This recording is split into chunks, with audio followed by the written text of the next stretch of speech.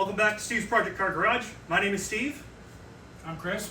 And today we're going to go ahead and start up the engine on my 1970 Triumph Spitfire. So grab yourself a cup of jitter juice and stick around.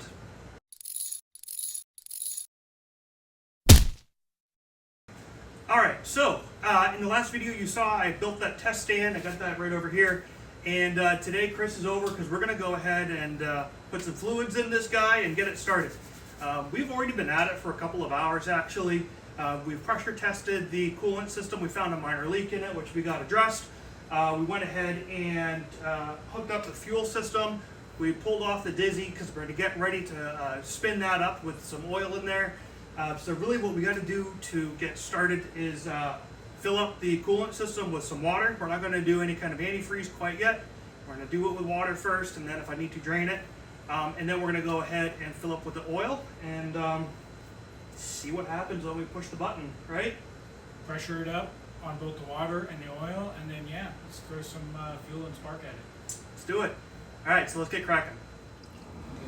All right, let's just go ahead and get this guy slowly filled up. The system should take about 1.4 gallons. However, I don't have the heater core in there, so that's gonna, take a little less volume. But it is the oversized radiator, so we're just gonna fill it up until it starts burping. If you're curious, when we're done, when you do drain the water out to put coolant in it, you can put it in jugs. See how many gallons it is. Remember that. Especially if you're not going to keep a cooler, heater core. Are you going to put a heater core in? Yeah, yep, it'll be a heater core. I'm thinking of probably about using the G40 coolant, which is the European coolant, which is formulated well for using an iron block and aluminum coolant system. So it should prevent any kind of corrosion issues. Yeah, almost all of the... Oh shoot, we're leaking. Because you forgot to turn the water off. Oh! I forgot to turn the hose off. So actually, that's kind of a good thing that you pointed that up. So while you keep doing that, so it's definitely bubbled through to the block everywhere so far. Yep. So this is for the heater core, but I went ahead and I put a ball valve on it so that way I could pressure test it. So I put 15 psi of air into here and then sealed the ball valve, and that showed us after I let the ball valve go after a few minutes that we didn't have any leaks. So that's how we actually discovered the small leaks that we did find. Pretty easy, simple setup.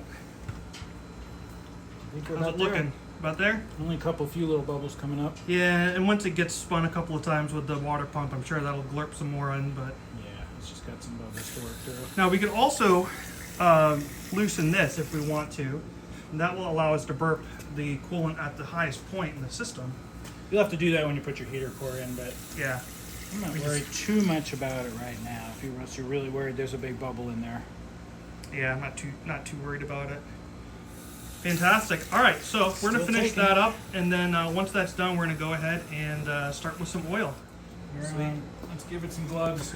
All right, yeah. So this is the break-in oil from Pen Grade at Pen Grade 1, 30 weight. So it's the original green stuff. So don't be surprised when you see green. We're gonna aim for about 4.5 quarts.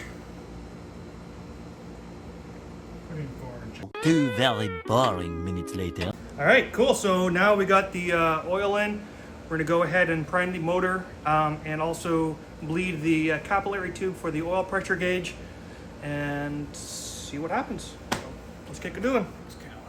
Yeah, so this is what we're gonna be using to go ahead and prime the oil. We just got some fuel hose connected to a flathead, and then we went ahead and removed the gear from the distributor or the dizzy. And we're just going to put that in there and then just slowly turn it and start building up some oil pressure. And meanwhile, I'm going to watch the capillary line, the white one. The fuel line is a little fat for that, I think. Let me see. Oh, you're pushing oil. It's rubbing on the side. Is it? Yeah, this fuel line's a little fat. Okay. Well, we can find something. Let me get a X-Acto blade, and I think I just need to trim like some of the fatness off that top half-inch here. We can make that work. We had to make some modifications. We ended up using a much shorter piece of the hose. Chris cut this down, and we just kind of adapted it so that we got some good reach. And sure enough, we're also turning the wrong direction. We were going clockwise. We need to go counterclockwise. So let's go ahead and see if we can build any pressure up. Let's see if this pressure gauge from Kyle works. Right, here we go. Go for it. Hey, we're moving. It's not a hell of a lot, but it's something. It's barely at idle speed. You want some real speed out of it? Yeah, may as well. That's probably more like running speed. Well, that's not a lot. It moved, but it's not. Okay. How much pressure is it making? None. Barely any. 5. Not even.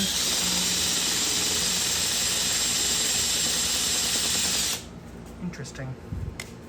Okay, hold on. Test it again. Nothing.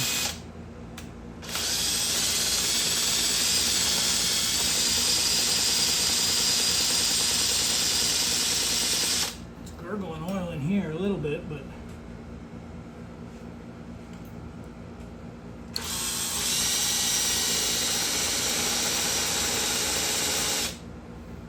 Well, that's concerning. I'm not seeing any coming out of the weep holes on the rockers or anything. I don't know, maybe there's a little bit right there. Valve spring. Maybe. Well, that could also be just from us adding the oil, too. Yeah. Well, that's true. That's right. It just might take some more of this priming to be able to get it into all the galleries.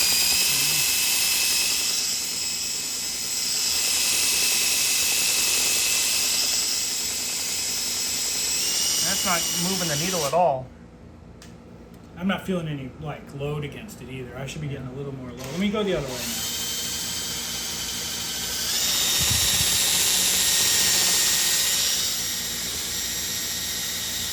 All right, well, I'm gonna drop the camera and we're gonna try to figure out what's going on. Yeah. So we're back. We had some lunch, a little bit of pulled pork, some sliders. It was great.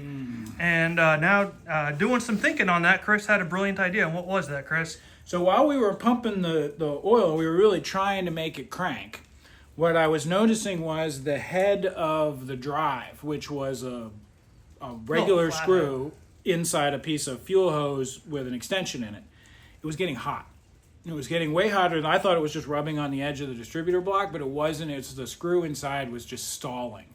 And so I was spinning the rubber around the outside of the screw without the oil pump turning.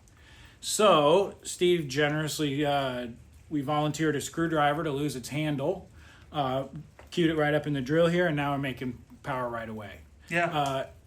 Turning it counterclockwise. So Getting anti-clockwise, I'm sorry. Yes, that's right. And we were getting about 48 pounds of pressure. So Yeah, medium slow spin, not even too many RPMs, and it was making full pressure. let's show them. Yep. So anti-clockwise rotation. It's going to kind of bind up a little bit because it grabs the oil. There we go. You can hear it bear under a little bit. Yeah. And then as I come up to temp speed. 45 to 48, something like that. Is that the max? 50, so. Oh yeah, now we're at 50 even. That should be close to max, 50 or 55. Yeah, that's fine. That's good. Yeah. It's coming out up here, you see? Oh yeah. You notice you're getting a lot of good drips coming out of your rocker tops. Yep. Not quite enough to come out the tops yet, but they haven't started moving, so they really won't start But flowing. I can see It's weeping. Yeah. Once they start moving, they'll start flowing a lot more to where they are. Sweet. But I feel like that's up top. I think we should put the valve cover back on. We can run this a little more to kind of get everything good and wet. But yeah, then we'll have to put the distributor back on and get us timed back to top dead center, which we should be on now. Yeah. Sweet. Okay, I can rest easy now because I was starting to get concerned. Yep. It was a problem with the method, not the motor. That's right. All right, cool. Well, we're going to get this buttoned up, and then we'll pick up on the next step. Down there, can you see us? It's more pointing at the engine than anything. Oh, okay. All right, so we are pretty much ready now. We've gone ahead and set static timing for 6 degrees below top dead center for this, which is a Mark III. I'm sorry, before top dead center. We've gone ahead and adjusted the dwell everything seems to be pretty good. So we're going to go ahead and disconnect the coil. And we're just going to go ahead and try to just bump it a couple of times and see how things go. Yeah, we should generate a little bit of oil pressure. We should see some torque, voltage, all that kind of stuff. And then, but no start. And we'll just see how easy it turns over. Fingers crossed. Toes crossed. All right. Okay, power and circuits. 1 minute, 37 seconds later. All right, well, now with a different battery. This is one out of my daily drivers, so the battery should be good. Fingers crossed. Ignition. Try it. Yeah, let's do it. That's better. Yeah, you filming? Yeah? Okay.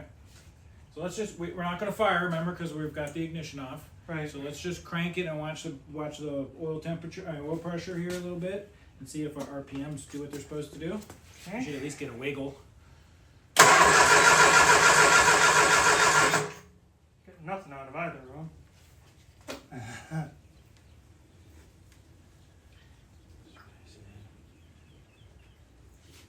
Okay, try it again. Just keep going. I can't.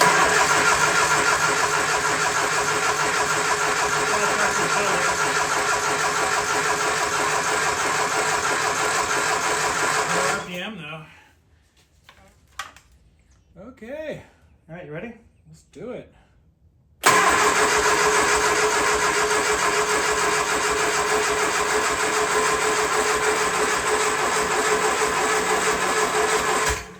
Almost. Crank it again. I'll see if I were getting spark. Okay. Not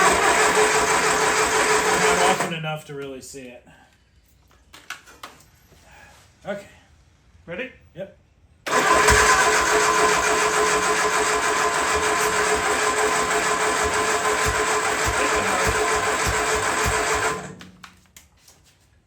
Check our timing maybe.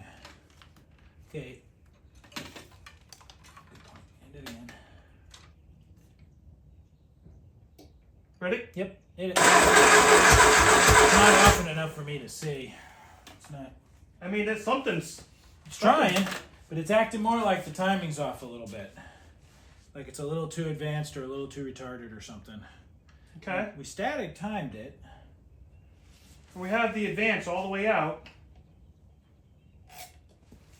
All right. Keep trying.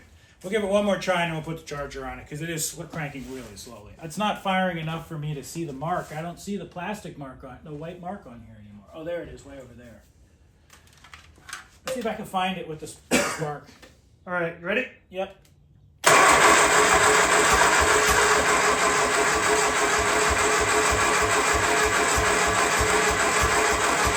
Hold on. Is there a choke setting here? There is. It's the front. Are they on? You have to pull it up for it to be on. Choke on like that? Yep. Oh, and then it cracks the intake open a little bit. Correct. Okay, let's try choking it again. Running really slow. Let's get the charger on it. Hit it with a little starter fluid, and we got the choke wide open. Our neighbor with the busted out rear window just drove by. Plastic is still intact. That's good. Yeah, I see it. All right. Should I hit it on the 50 over here again? No, I don't want to run that thing too much like that. Let's see how much it'll still crank. Okay. Hold on. Okay. Ready? Yep, I see it now.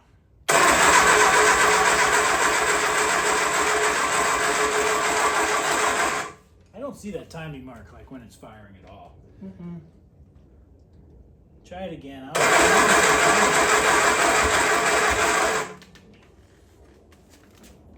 As it's firing, it's never. I mean, half the time it fires, it won't be on the timing mark, but the other time it might be. So it's like right there.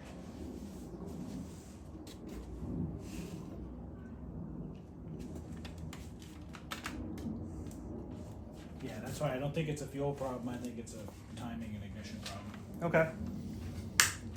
So, We're going to dive into this a little bit. Press pause for the moment. We'll be right back. All right. We're back. So we actually had the wiring for the distributor a little bit backwards. We were thinking it was going clockwise. It was actually going counterclockwise.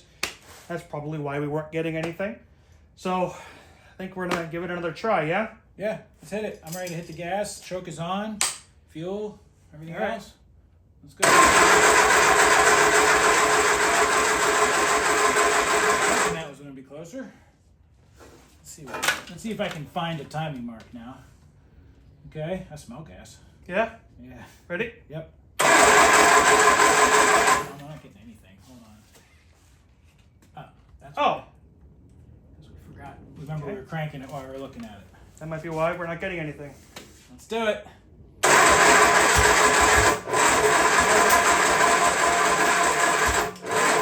You hear it hitting? It's because it's firing too early. Okay. So We need to advance the timing. we need to retard the timing. We need to retard the timing. Yeah, so it's firing later so it doesn't stop the cylinder before it gets up to the top. Ready? Yep. I seem The happier. ignition's real super retarded now, 'cause you're not making any power. So we want it to go this way, just thought that'd be way too much. Let's see if I can see the light now.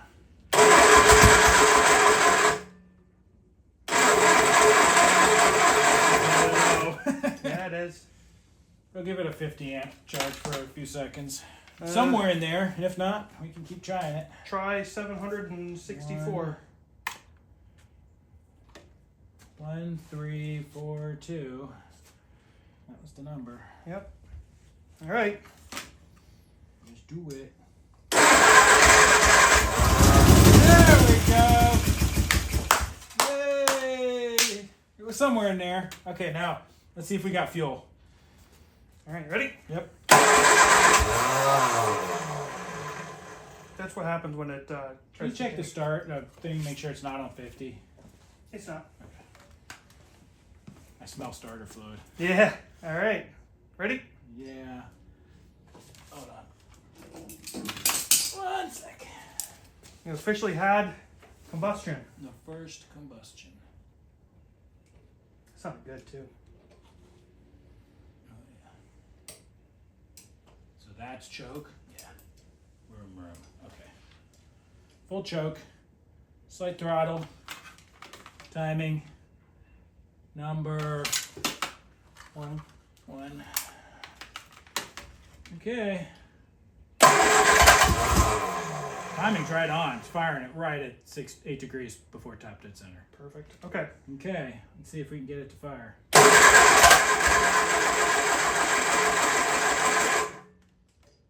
Ran out of starter fluid. Oh. That starter also that makes me Does sound cringe. draggy, doesn't it?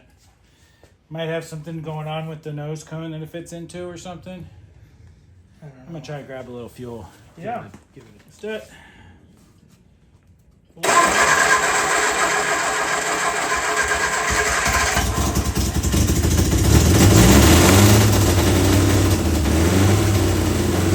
Hell yeah!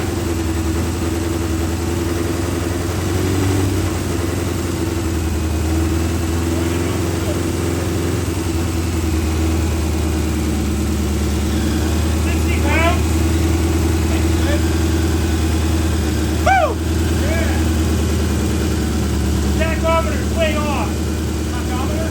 The tach is like, it says it's doing 4,500. Push that over the pack.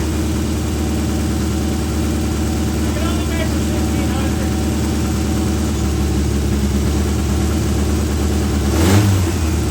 Oh, that's not good. Okay. Ah, now the tach is, I can't do the high speed tach. that's okay. Oh, we're leaking fuel. How?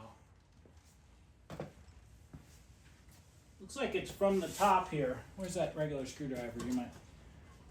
Ow. It's a, It doesn't look like it's from there. It looks like it. from the hat. Yeah. Might just be leaking around the gasket or something. Just loosen them up a little bit, a turn, and then I'll wiggle them around, and then we can tighten them up again. Well, hot damn. Nope, they didn't move much. Let's see. You got fuel pressure.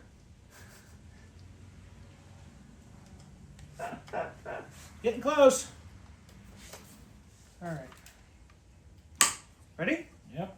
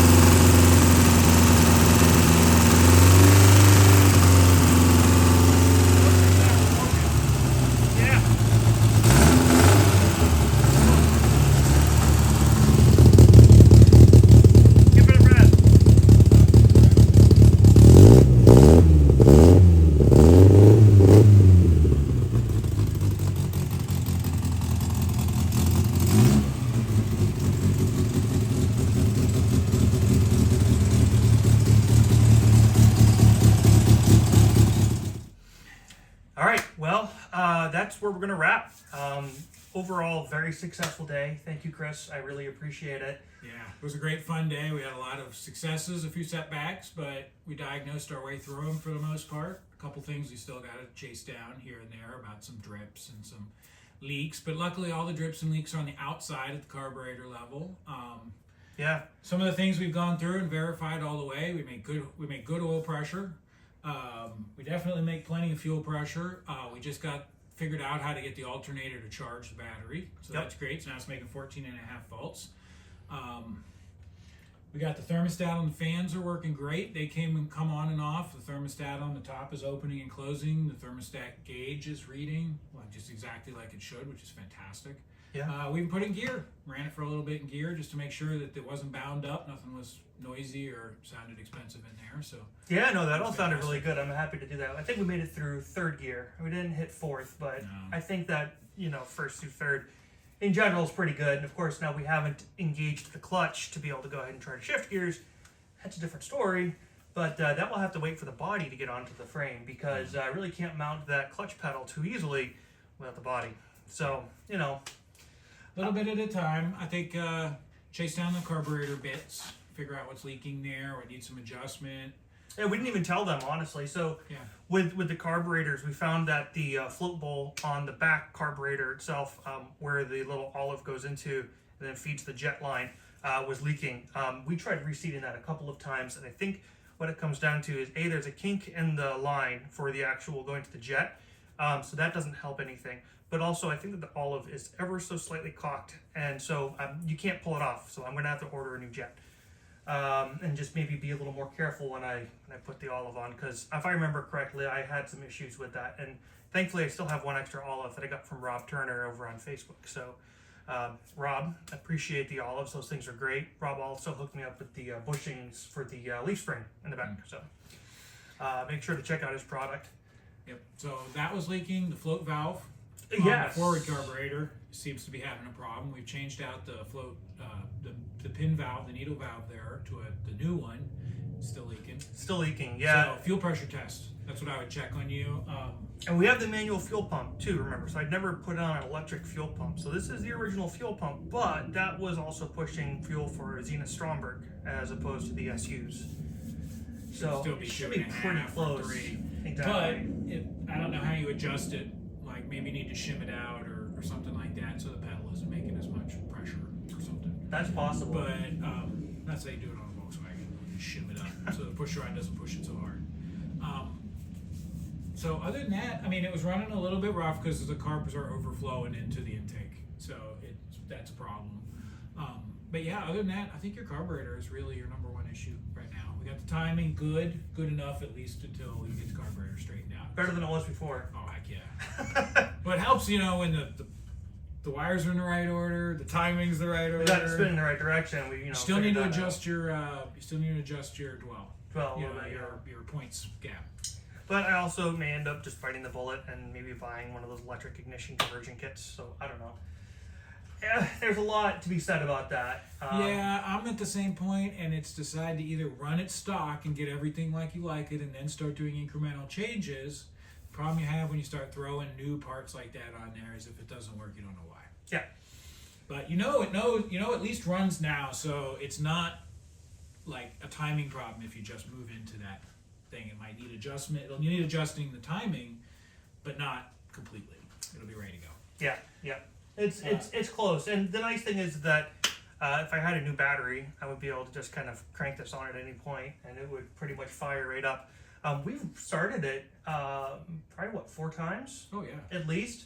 And we've run it for at least a half an hour, if not longer. And so we did do the run-in for the cam. We didn't really talk about that much, but Ralph Schumacher.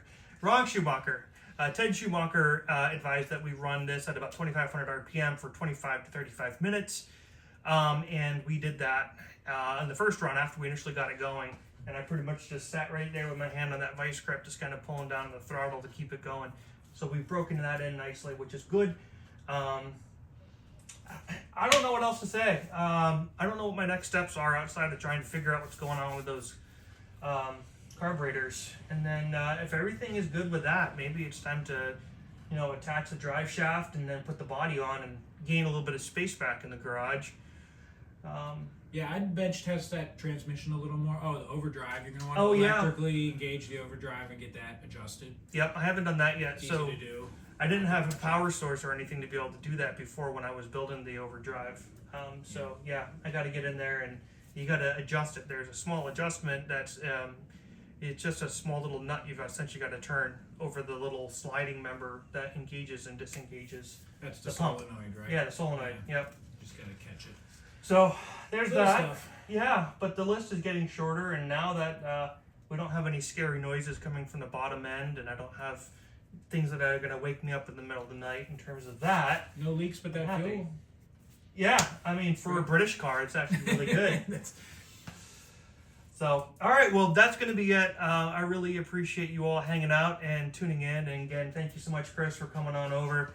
Just make sure you go ahead and hit that like button, hit the subscribe, click the bell, the drill, get those post notifications. And remember, when working on project cars like this, make sure your timing is set correctly before you do your initial start. And don't be that dreaded previous owner. Cheers.